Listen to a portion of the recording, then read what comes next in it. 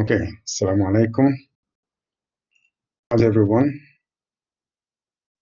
Let's get back to you in our second session. Hopefully, you're doing well today. So, last session, which was actually the first session, I went over the main content of the course, and I explained to you why you should feel proud of yourself, because now you are a member of Cairo University and student at the business school of Cairo University, and you should feel lucky that you have the opportunity to study management. And I explained to you the benefit for studying management for you personally, as an individual, as a person, and for you as a manager or a potential manager, inshallah, and the benefit also of management for managing our country resources. And I showed you how would we be better off if we manage our resources correctly in the right way. Let's today start studying an introductory topic, as a matter of fact, which is entitled Managers in the Workplace. Let me share this with you. Now you're supposed to see my screen. Managers in the workplace. This is chapter 1 in your required management. Stephen Roth and Mary. For the end of the last class, we have covered the learning objectives of this course. You are expected to learn after completing, after studying this topic. First, you are expected to be able to do the following: explain the importance of managers to organizations, and be able to tell who managers are and where they work, of course, in organizations, whatever the type of organization is. Should also be able to describe the functions, roles, and skills of managers.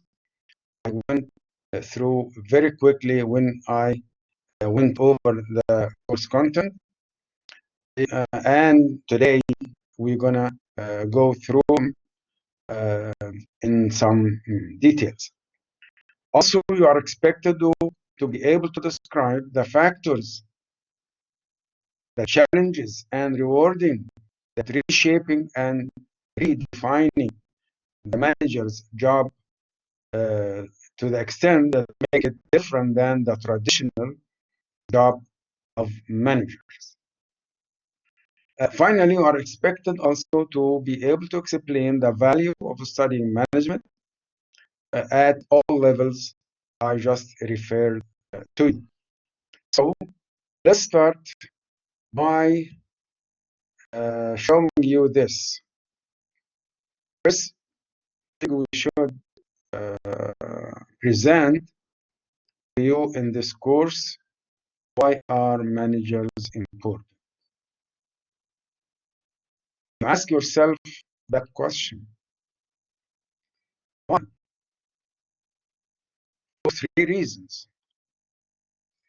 First, because all organizations, regardless of the type, size, location, specialization, type of industry of any organizations. All organizations, repeat, all organizations need the skills of managers, the abilities of managers. Why? Because everything now, especially in the 21st century, everything is uncertain. Uncertainty is the constant thing right now in the globalization era that we live right now. Everything became more complex to the extent that become chaotic sometimes.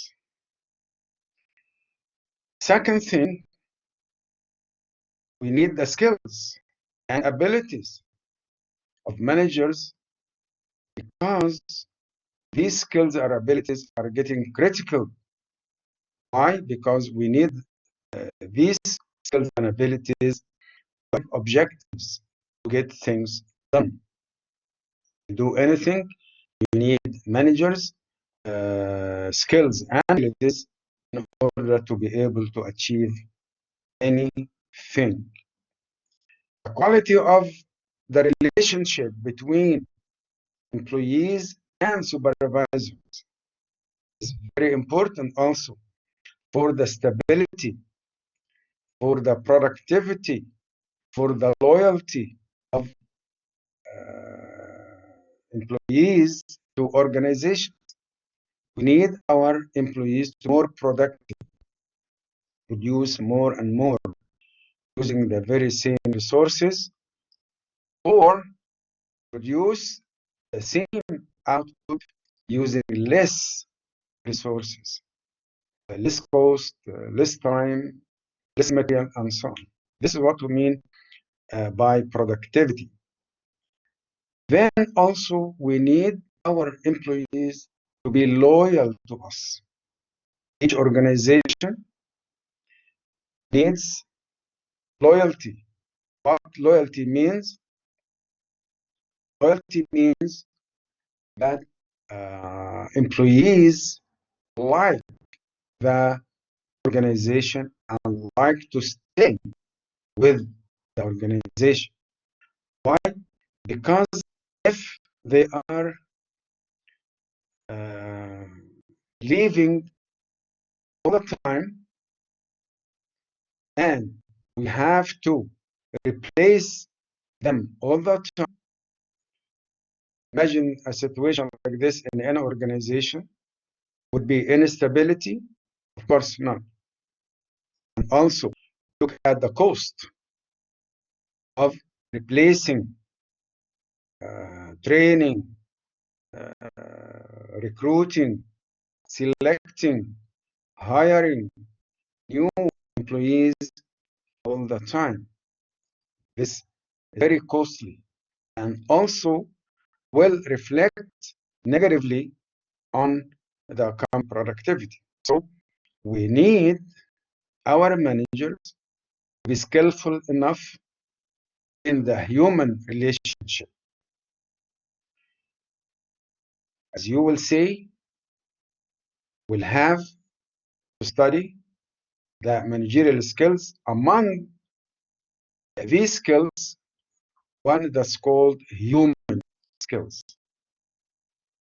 Managers should be skillful in terms of a human relationship to the extent they keep good relationship with their employees in order to have them like their managers, like their organization, and consequently like to stay with the organization. Sometimes even if they have been offered more, some money more, they don't like to go out because they like the environment here in their current organizations. Okay? Will you be able to follow me? Right. So let's see who are the managers. Let me ask you, do you think that managers do the work by themselves? Of course, a manager cannot do all the work by himself. Even if he technically knows how to do it, he cannot do all the work. So what managers do, they hire people to work for them. And what managers do, they oversee, supervise, and coordinate the work of their employees. I told you yesterday in the last class about how important managers should coordinate, because if they don't coordinate, no work will be done. So managers are those who coordinate and oversee the work of other people. Other people here may call workers, may be called employees, may be called subordinates, seen, so that organizational goals can be accomplished. In other words, to achieve the company objectives, you need your managers to do their work very well, and their work, remember this, and the manager's work is supervising, coordinating, overseeing the work of their employees, or you might call them subordinates, right? Now, managers is not only one level, but traditionally, managers are presented in three levels of managers. We have three levels of managers: top, middle, and lower, or first line, or supervisor. So these three levels of management are the traditional theory of management. We see here at the bottom of the pyramid, non-managerial employees, the workers at the workshop level, those people who do the work themselves, the workers, the employees. So these employees will need some kind of supervision, as we just mentioned. Those supervisors, direct supervisors, the first level of managers, this is it's called supervisors, or the first level, or the first line managers. Then those line managers report to a higher level, at the second level. It's called, as you see, the middle managers. The middle managers, in turn, report to the highest level of managers called top managers. Top managers. That's why we call middle managers middle, because they mediate. They mediate between top and lower levels of management. Now, let me ask you, think about these levels of management. And think about the current situation of organizations and tell me, do you really need, do you really still need all these three levels of management? What do you think? Can we delete one of them, two of them, all of them? Again, let me ask you, can we delete one of them, two of them, all of them? Unfortunately, this lecture is not live, so that we can discuss this in details. But we might be able to discuss it in our classes when we meet with you face to face, physically in our classrooms. Think about it for now. Then come back, discuss it with your professors. Okay, and see what do you can come, what kind of conclusion you can come later on. All right. Personally, I believe that we can at least delete one. If we want to delete one, which one do you think we can delete? I believe we can delete the middle one. The middle one. Why? We'll discuss this in details when we meet, inshallah. So, what is the job of each level of managers? Traditionally, in the classic theory of management, these are function of each level of managers. First level are those who manage the work of non-managerial employees. As you have seen in the hierarchy, in the pyramid, the first level is the direct level of management, direct over the workers. So they oversee, they supervise, they manage, they coordinate the work of the workers. Middle managers are those who manage the work of the first line managers. Each level manage the one that is beneath them, that's under them.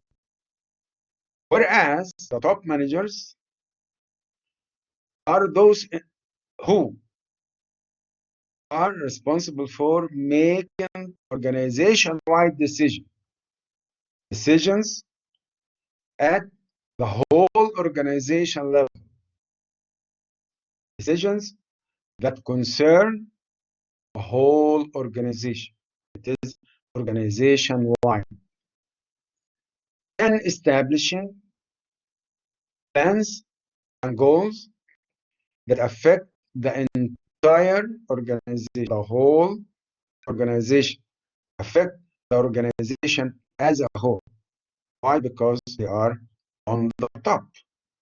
They are the highly responsible team as managers. Now, let's see here another question. Where do managers work? Of course, they work in organizations, isn't it? They work organizations. But let me ask you, what do you think an organization is? How would you define an organization? An organization should have these three characteristics. Any organization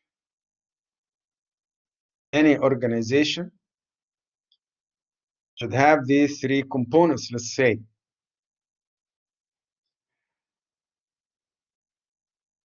All organizations should have distinct purpose, structure, and people to work for. Any organization, regardless of size, of type, of specialty, of location, of anything. Three. But between organizations, these three, the details of these three, the structure of these three are the structures of these are different. Now, let's look at this. Two companies, for example, a textile company and a chemical industry company. Each one should have a distinct purpose. But as it's clear from the word, the purpose should be distinct. I mean different. Each company has its own purpose. Yes, it should have a purpose, but the purpose is different from one company to another based on differences in the details among different companies. Do you think that the objective of a college like yours is the same as the objective of a company of textile industry, for example? Of course not. It's true that both and each organization should have a purpose. But this purpose should be different based on several factors. Again, with a structure.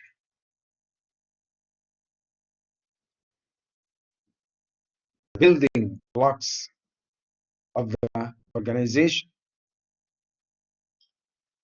Each organization should have structure. But this structure should be different from one organization to another.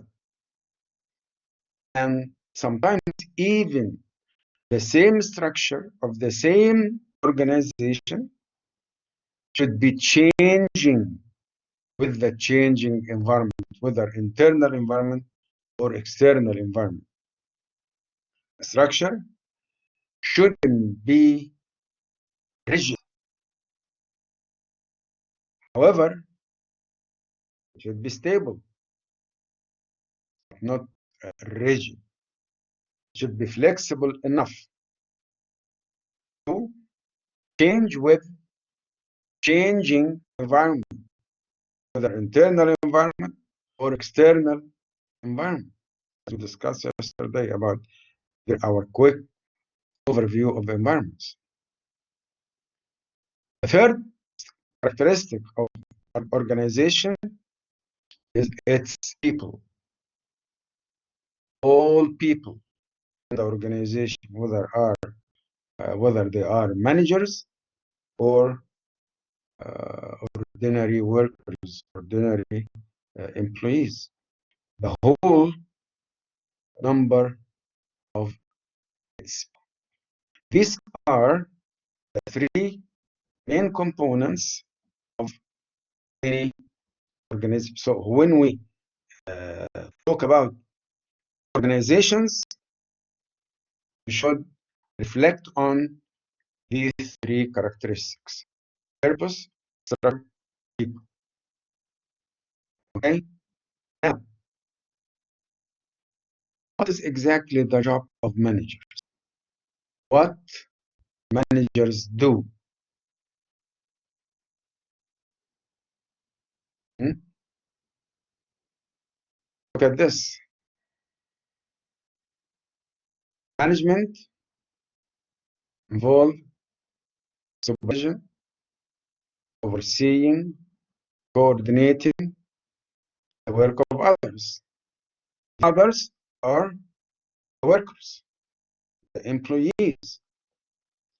Why do we need supervision, coordination, overseeing in order to have those workers achieve goals for us, achieve goals set by managers? Those goals are set by managers.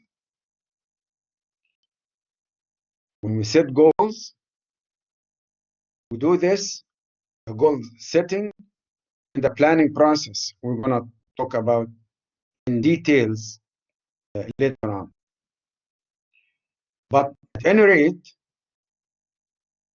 we should have goals, objectives set for the whole organization or goals for each separate individual departments or section divisions or units,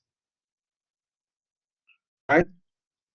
So managers should work hard, supervise, coordinate, oversee the work of employees in order to achieve goals, look at this, effectively and efficiently. Effectively and efficiently. The achievement of goals should be effective and efficient. Those are very important two terminologies: efficiency and effectiveness. We should understand them very well because they are very important in management. And if you understand them, you will do your work really efficiently and effectively. What do you think the difference is between effectiveness and efficiency? Think about that for a while. Take a second, think about it.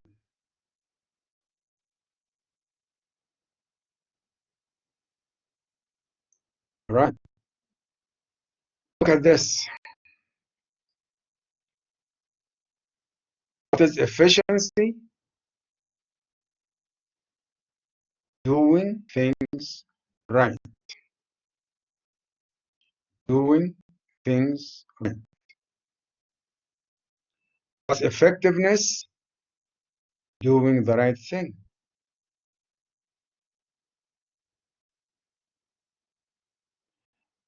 Now, are they the same? You think there is no difference between doing things right and doing the right thing? Now look at this.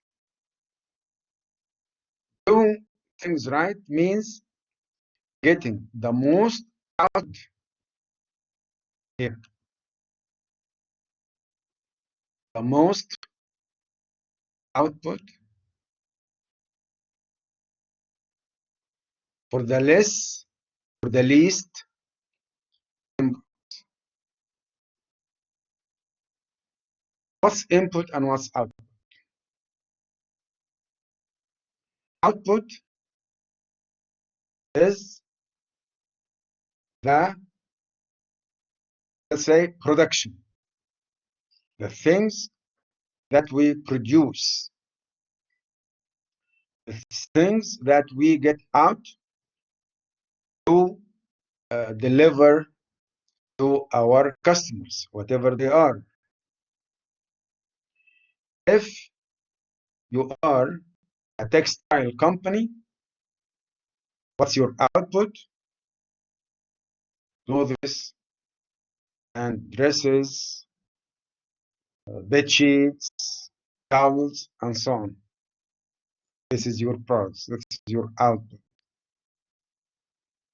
right? These are examples of output, as a matter of fact. If you are a college like ours, our output, we have several outputs, but one of the outputs is our graduates. Our graduates society. This is one example of our outputs. Another output may be our research articles produced by our intelligent, qualified professors who develop science, develop management science.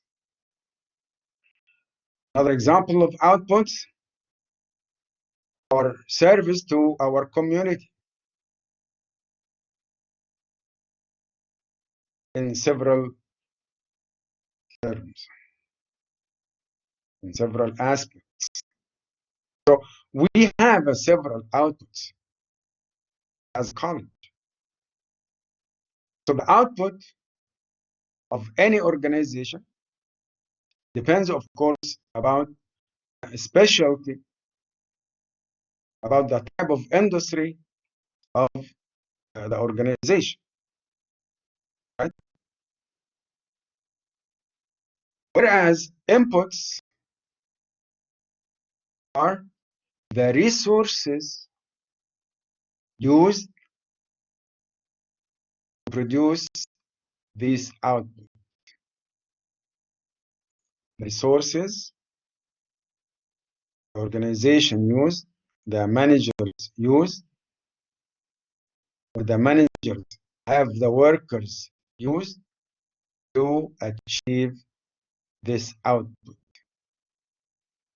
Resources can be looked at in terms of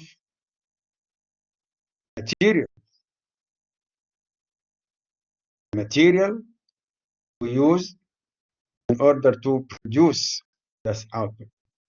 The textile company example, if you produce towels and bed sheets, clothes, and so on, you use, for example, cotton, a type of Egyptian cotton is used to produce bed sheets, towels, and so on. So, if you produce more output for less input, you're called efficient. Efficient means the least amount of cotton to produce the most amount of output. In this case, you are efficient. You are called efficient. This is the concept of efficient. Using the least inputs to produce the most output. Another example of inputs, in addition to the material, the human resources. The human resources, the workers that produce our bed sheets and towels and so on. Human resources measured in number of hours. Number of hours. So If our workers are so clever, well trained, will do this very quickly in less time, right? So the number of hours spent to produce the amount of our output will be the least. Or in the same time, the same unit of time, an hour for example, we may produce more and more and more bed sheets and towels. So if you do this, you are an efficient manager and your workers are efficient workers. And many others, details of inputs and the details of output. But what is really important here to know is if you produce more amount of output with less amount of inputs, you are an efficient person. Look at you. In your case, if you have a lesson to study, someone study the lesson very well, understand everything in 1 hour. Another one does the same thing, understand the same thing very well in half an hour. Who's more efficient? Of course, the second. The second. Why? Because he used time, less number of hours to do the same thing. Or look at it another way. Two students study for 1 hour. Two students study for 1 hour. One of them studied 2 chapters in 1 hour. The other studied only 1 chapter in the same hour. The quality of the study are the same here.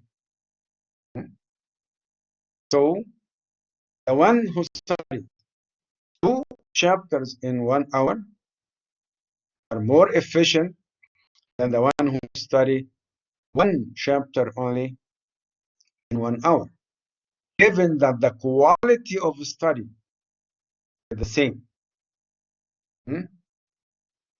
Okay, now do you understand efficiency? Hopefully you are. Now let's turn our attention to effectiveness,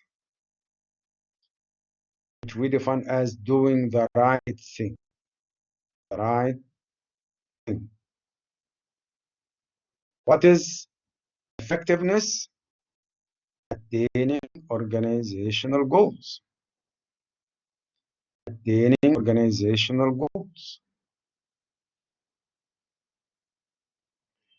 Sometimes you study, work hard. You work hard, study very well. You are efficient. But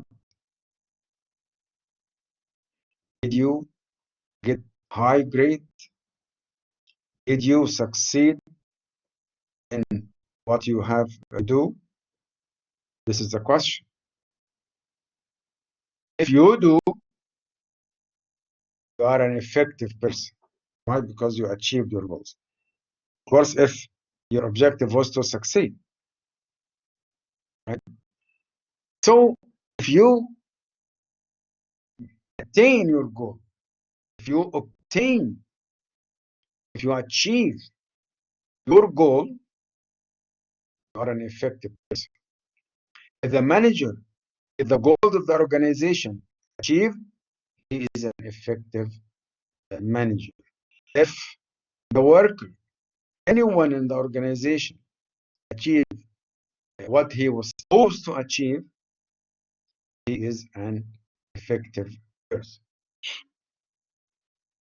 Now let me ask you, in our organizations, in our work, do we need both? Do we need efficiency only? Do we need effectiveness only? If we need them both, do we need them equal, or we need more of efficiency and less of effectiveness, or need more of effectiveness and less of efficiency? Think about that. Think about it. And if you don't explore more, come to us, discuss it with your professors, discuss it with your assistants, discuss it with your colleagues. Use your time very well in academic discussions, not in any other activities. So let's move to this thing here. Efficiency and effectiveness in management. Here is efficiency, and here is effectiveness. Efficiency are the means, the input, as we have discussed. Effectiveness are the end, related to the goal. Here is efficiency, as we just discussed, resource usage, using resources, whereas effectiveness is related to attaining goals, the goal attainment. Efficiency means lower waste. Don't waste your time, don't waste your resources, don't waste your material, don't waste all other examples of resources. Whereas effectiveness means high achievement. You achieve highly, aim high, achieve the goal of your organization, your division, your unit, yourself, even yourself. To achieve your own goal, you are an effective person. All of us are looking for this, right? So management strives hard for low resource waste, high efficiency means, and high goal attainment, i.e., high effectiveness. Okay.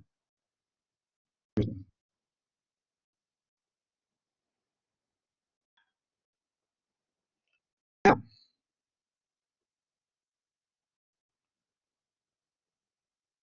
what are managers do? What are the function of managers? You've heard me saying that managers have 4 universal functions. Universal? Yes. Universal. Why universal? Because all managers in all types of organization, in all sizes of organizations, in all industry type of organizations, in all location of organization, whether it is in Egypt, whether it is in Saudi Arabia, whether it is in USA, whether in any location. Managers do no more than planning, organizing, leading, and controlling. That's why we call them universal functions. Management is universal. Management is a profession. You will find all managers do the same things: planning, organizing, leading, controlling. That's why we're going to spend the majority of our semester. Hopefully, we'll finish the semester, we'll complete our semester. God save us from Corona. We'll spend the majority of our time in the semester covering these four functions in details. Because if you are here to study management, you should not get out of this course unless you know how to do planning, how to organize, how to lead your teams, how to control for the work you are supposed to supervise, how to control the performance of your workers. Then, from controlling, you go back, feedback into the planning, the next round of planning. So what's planning? Very quickly. What's planning? Planning means define your goals. State your goals. You should have a goal to work for. Defining goals. Look at it here. Goals. Very important. First, aim. Then act. You don't act without aiming. Right? Establish strategies to achieve goals. Still again with planning, strategies. How to have goals, and you should plan how to achieve these goals. We're still planning. We're not talking about action yet. Set goals and set strategies to achieve these goals.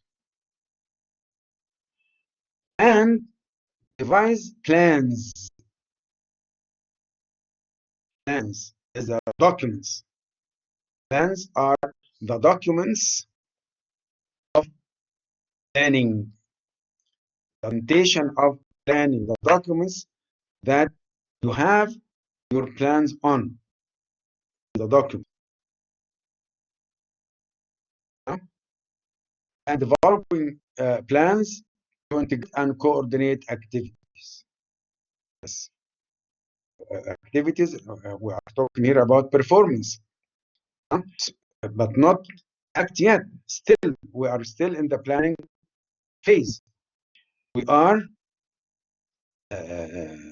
doing all this in order to, when we come to actions, when it comes to executing the plans, we need our activities to be coordinated. We need our activities to be coordinated. Repeat. Plan, yes, but activities, when it comes to actions, our actions should be coordinated. As I told you in the last lecture, the importance of coordination among workers. Right? So this is the main essence of planning. and we will have one whole chapter about planning, right? So don't worry, we're gonna study this into a bit of details. We're not letting you out of this course without know how to do planning. We're not letting you out of this course unless you adapt the concept of planning. We want you to be efficient and effective person. You cannot do this without adapting the habit of planning. Everything you do or say should be according to plan. When you go meet someone for an issue, you should think way ahead.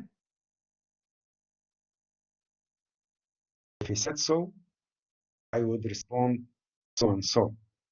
This is kind of planning, preparing yourself. Even if you're gonna meet with a friend or a co-worker or whatever. Look at actions. Your actions also, your behaviors should be also planned. Think ahead. Get to this happen, please. Don't let yourself respond haphazard. No, everything you do or say should be planned. I mean, you think about everything you do or say before you start doing or saying. If you do what I say, you will be an educated person. This is the characteristics of an educated person. And we want you to be an educated person, well-educated person.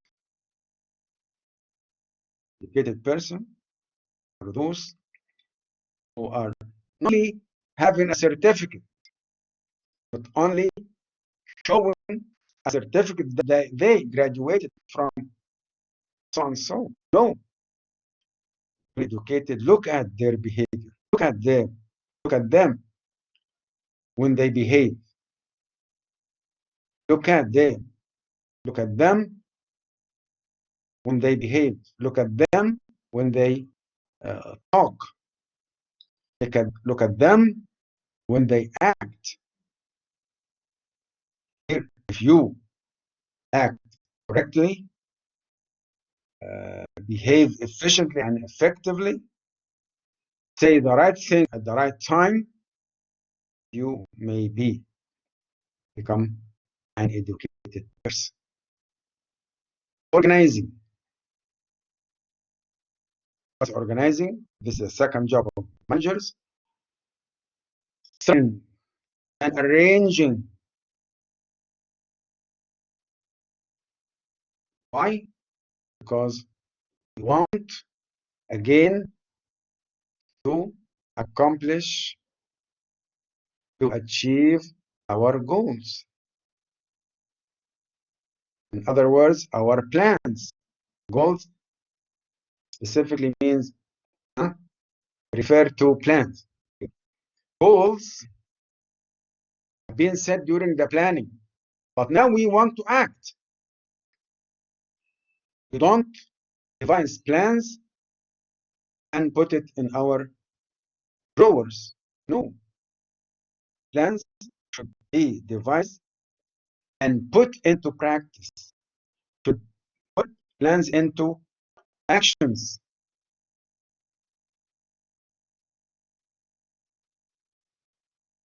The first step, put your plans into action, execute your plans, is to get the staff, the workers, the employees, the subordinates that are gonna work. Staffing, staffing means recruiting, selecting, hiring, training maybe, workers that are required to do the job. This is one form, one part of organizing. You need to get organized. You need to get ready by having the efficient and effective type of staff that's going to work for you. And also building the structure.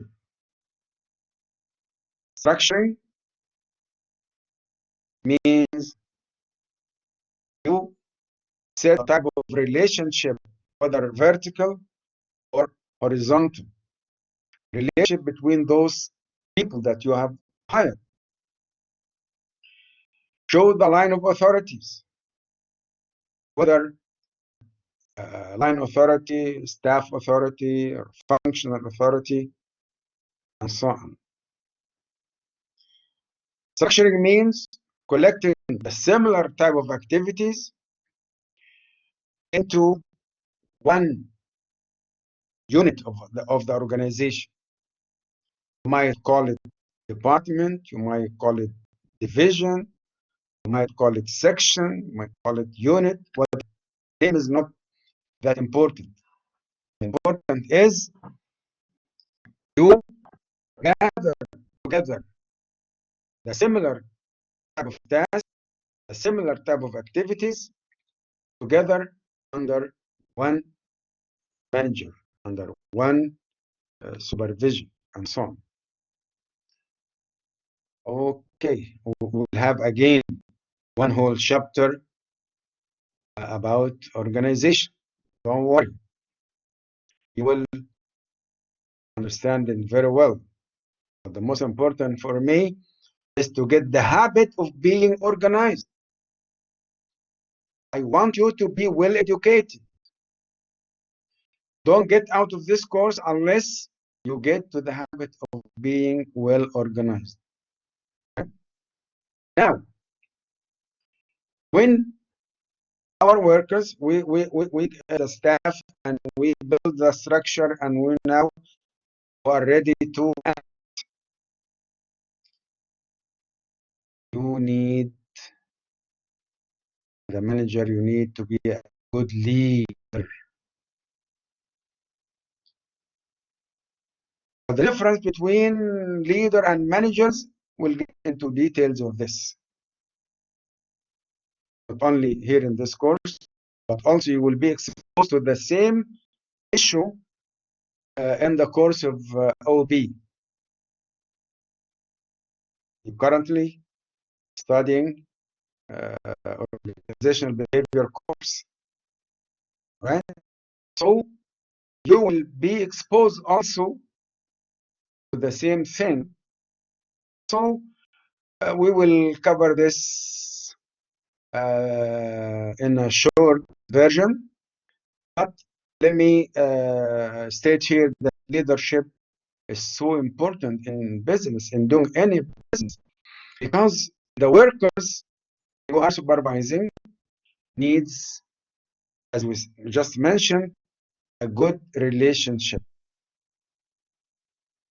Why? Because they are human.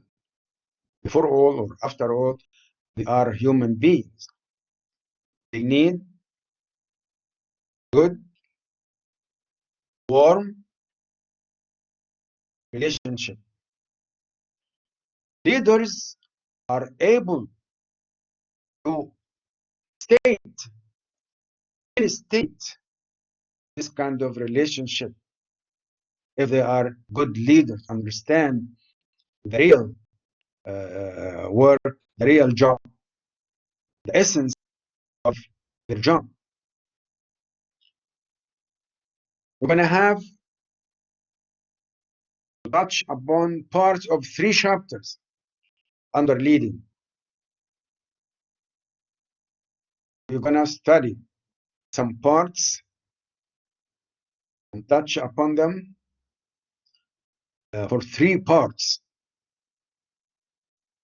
under the headings of 3 chapters. One chapter refers to leadership in order to study the leadership skills and the theories of leadership, and we'll discuss whether the leader is born or can be made.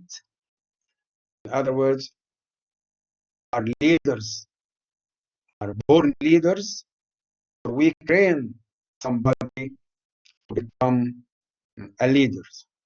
We have different theories. We will discuss this into details, and you may adopt any of these point of views.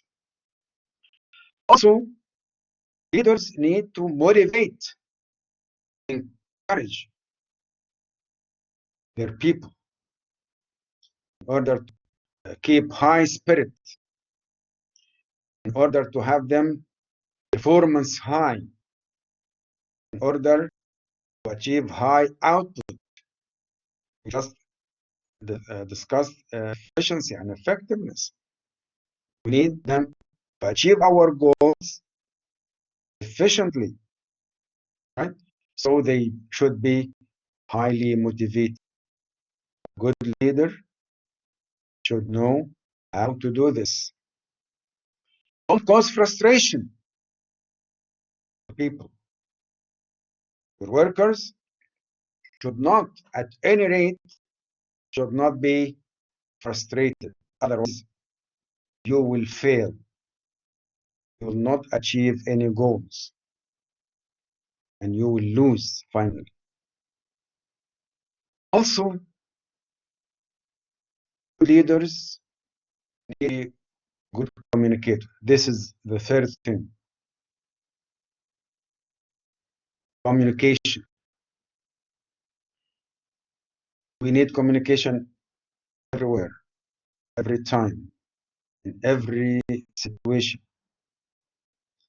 We communicate all the time with our friends, with our parents, with our leaders, with our co-workers, with our managers.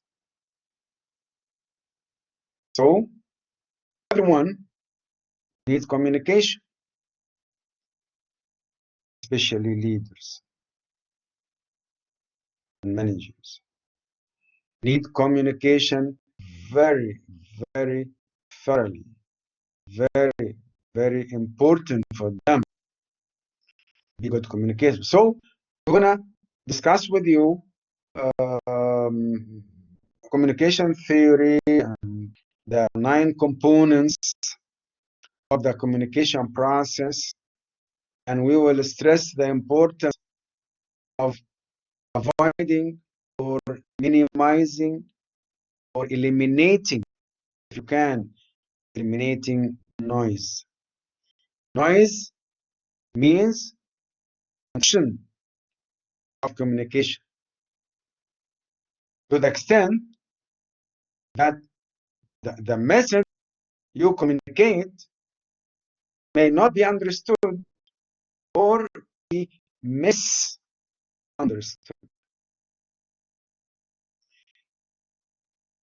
To minimize or eliminate noise, that's why you find some of your professors don't allow late admission. Late admission means those students who come to class late and cause noise when they come into class while your professors are working, trying to communicate with you.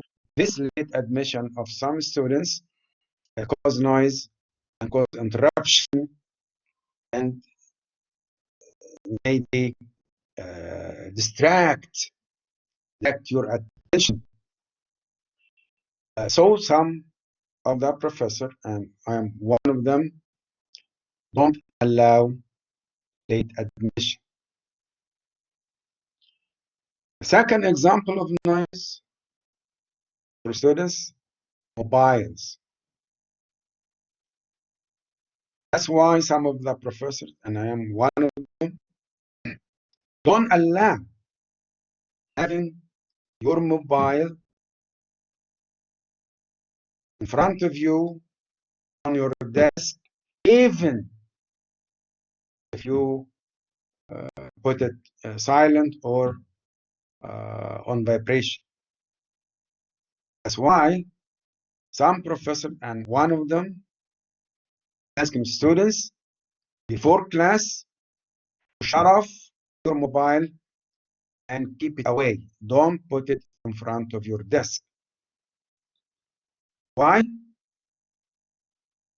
To minimize or eliminate noise. Because we are so keen that you focus your attention on the class and follow up our explanation, our lecture, our communication, in other words. The fourth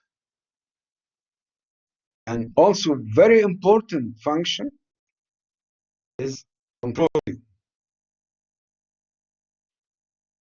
What's controlling? After you have done all what we have mentioned so far, don't you think that you should stop, look back, and ask yourself a very valid question? Was your goals and strategies and your plans achieve their goals? Have your goals been achieved? Did you achieve more than it was planned? Less than what was planned? And ask another valid question is why? Why what happened happened? Is there any deviation? Is there any discrepancies between what was planned and what was actually achieved, and why? Why this is very important? Because we need to learn not to fail in achieving our goals. So we feed back this kind of knowledge into our next planning round. So the next planning process will be more efficient. Remember, we always for efficiency and effectiveness, and we should be trying to be more effective and efficient in everything we do or say. These are the four functions of managers. What are the manager roles? By roles, we mean specific functions or behavior. Managers are expected to show. One management scholar did some study and put to us some classification of roles. Is much better.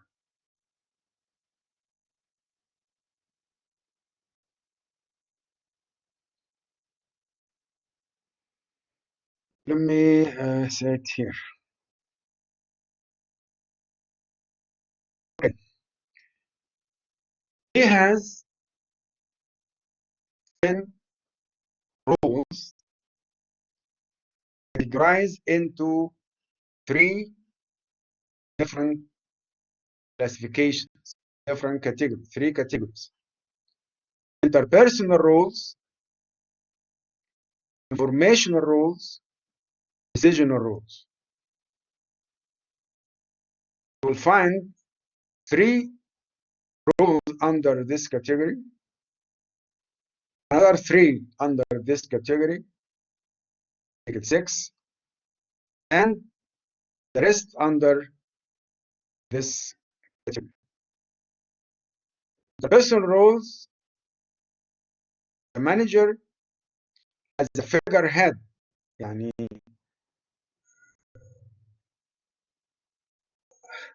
عربي figurehead الشخصية المهمة في الشركة أو في الإدارة أو في whatever.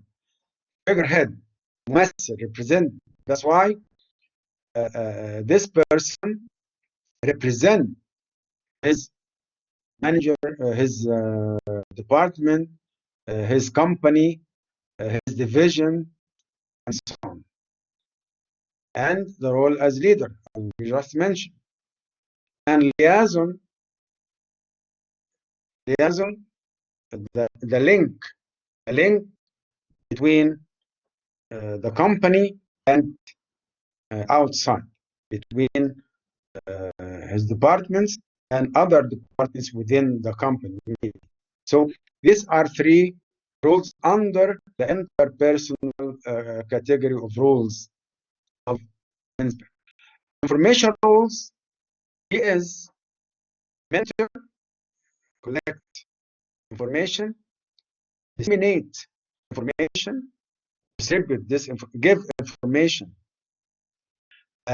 to others, and a spokesperson, again, as a representative of the company, he is the spokesperson of the company.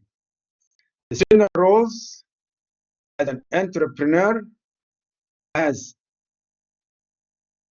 disturbance handler and resource allocator, and finally negotiator. Entrepreneur can initiate ideas for projects. Disturbance handler, if a problem happens, he should be able to handle it. Resource allocator, allocate resources. For example, if we talk about money as one of the resources, he should be able to allocate budget for each kind of activities in the company. In order to do things, of course, you need money. So the manager should be able to allocate the right amount of money for each task according to its importance in achieving the company goals. Negotiator, all the time. Managers negotiate things, communicate things, discuss things between themselves and many others. So let's jump to the skills of managers. Again, the traditional theory of managers states that managers need 3 types of skills, 3 categories of skills: technical skills, human skills, conceptual skills. Technical skills means the knowledge of what you are doing. If I am professor of management, I should know management, of course. This is a technical knowledge. Human skills, we have just mentioned a good relationship between the manager and his employees. Human, if I am a professor of management, I also should have good relationship with my students, isn't it? Shouldn't I? Of course. Conceptual skills. Conceptual skills, the ability to think and conceptualize about abstract and complex situations concerning the organization. Top managers should have more of this conceptual skills because they are the higher managers, the top managers at the highest level of organizations. Let us see. Let me ask you, remember the 3 levels of management? And we have here the 3 types of skills. Let me ask you, do you believe that all levels of managers need the 3 levels, the 3 types of skills? Again, do you believe that the 3 levels of management needs or should have the 3 levels, 3 types, the 3 types of skills? If yes, the question, the 3 levels of managers should have the same amount of the 3 types of skills? What do you think? Take a second. Let me help you with this.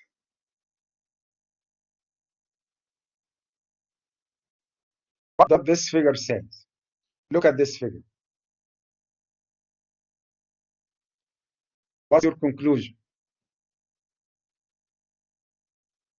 You will notice here, you see this?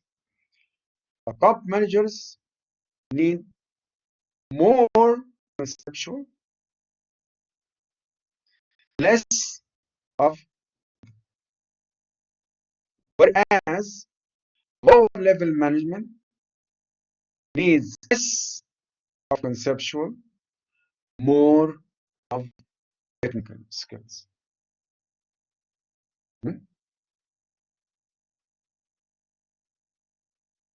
Why do you think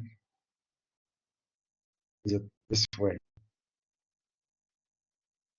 If you look at the human type of skills, you will notice that all levels of management almost have the same amount of human skills.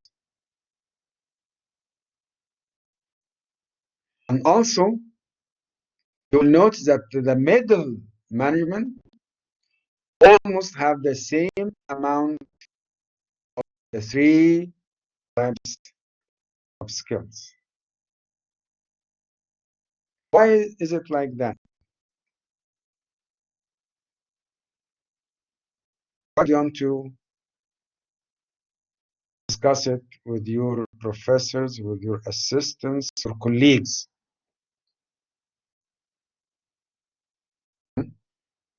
Think about it. You have your own point of view, and discuss it. If you need more of this, discuss it with your professors, assistants, colleagues, anyone. The most important thing is to keep discussing things. Don't waste your time. You need to be efficient in using your time. Remember this. You need to produce more of the same amount of time. Remember that our time is limited. It is only 24 hours.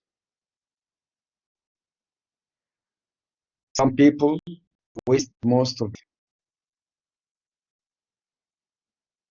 The efficient and effective people, again, the efficient and effective people are those who can get the most of the same amount of time. A day is limited, it's only 24 hours. You cannot extend the 24 hours. But what you really can is to do a lot of useful, a lot of beneficial things during this time. Remember, كما أطال النوم عمرا ولا قصر في الأعمار طول السهر. Okay. Now, remember that there are some challenges in the current era to managers. All right, let me show you this.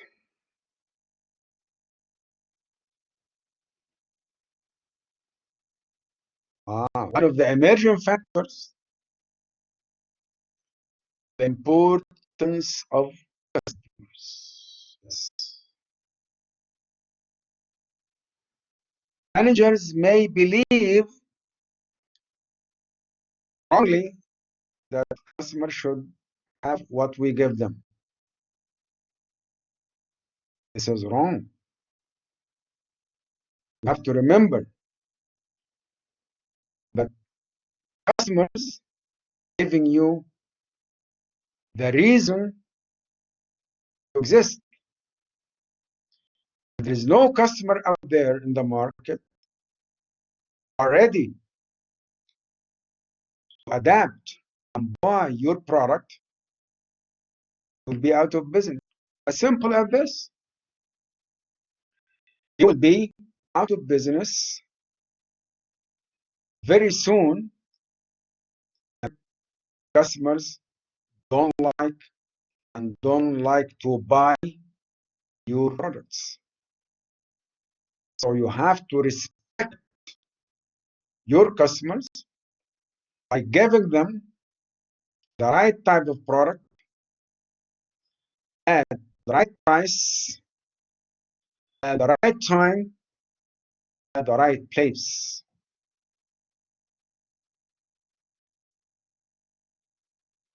Some years ago, our business environment was having this slogan: البضاعة المباعة لا ترد ولا تستبدل. Now, alhamdulillah, things change. Now you can return a product if you don't like within a certain number of days. I think 14 days, you can return the product and the money back. After that, you can still return the product, and but replace it, take it some other, but you don't take money and so on. Now, alhamdulillah, we have an authority called Consumer Protection Authority. جهاز حماية المنتج. This supposedly defend the customer point of view. One point here I'd like to mention that this جهاز حماية المستهلك is a governmental authority, not the authority of government. It would be much better if it is an independent authority. Mediate between the customers and all other organizations, including governments. If I have a problem with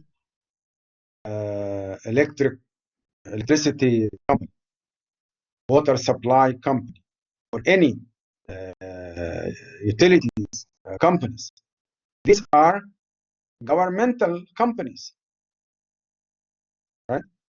If I have a problem with these authorities, I should go to the consumer protection, provided that this consumer protection is not one of the government agency. We want this agency, the Consumer Protection Agency, to be an independent body, be able to really defend the consumer issues. Right?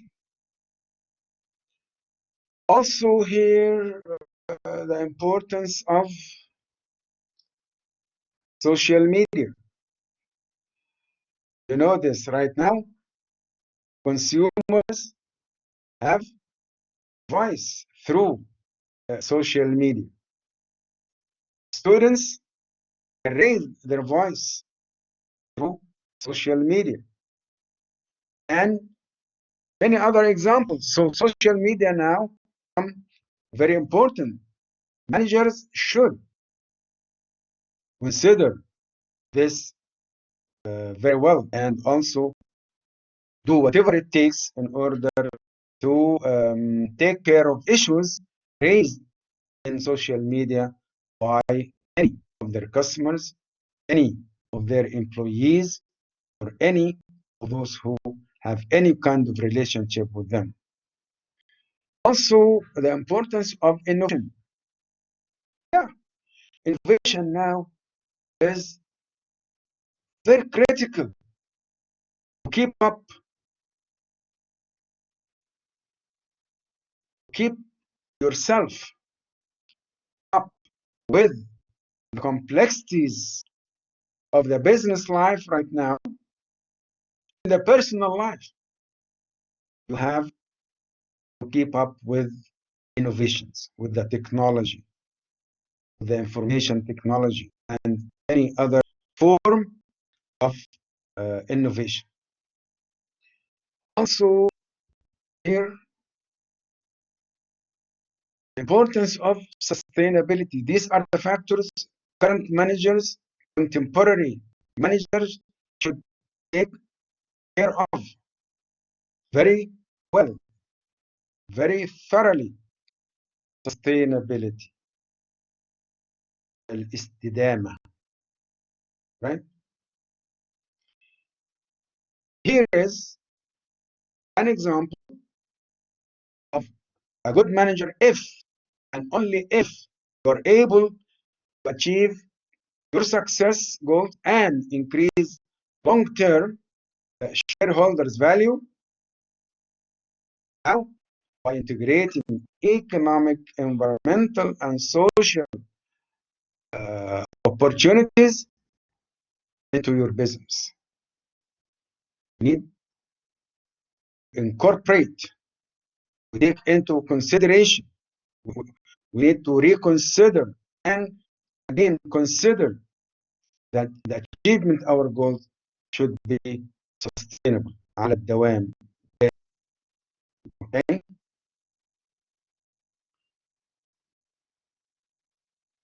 So let us adjourn here. Let's stop with this, and inshallah see you next time. Assalamu alaikum. Questions come to class.